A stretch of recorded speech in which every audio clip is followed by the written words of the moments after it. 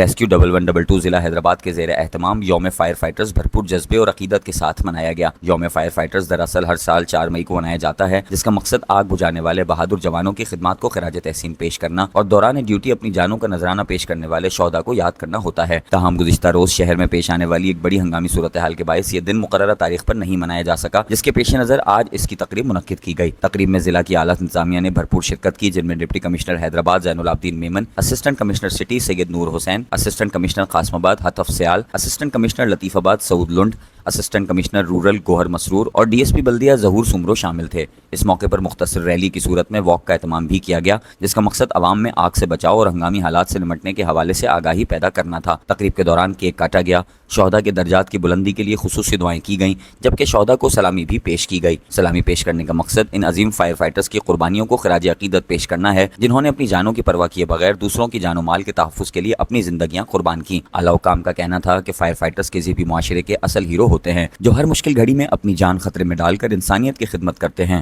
یوم fire fighters منانے کا مقصد نہ صرف ان کی خدمات کو سراہنا ہے، بلکہ نئی نسل میں بھی خدمت خلق اور اثار کا جذبہ اجاگر کرنا ہے۔ آج ورلڈ فائر فائٹرز ڈے کے اوپر ہم نے ایک پیسفل ریلی نکالی ہے ہمارے ریسکیو کے ہیروز کے ساتھ مل کے۔ میں ہمیشہ اس بات کا ایک پروپوننٹ رہا ہوں کہ ریسکیو کی جو سروس ہے سندھ میں، یہ ایک بلیسنگ سے کم نہیں ہے، ایک بہت بڑی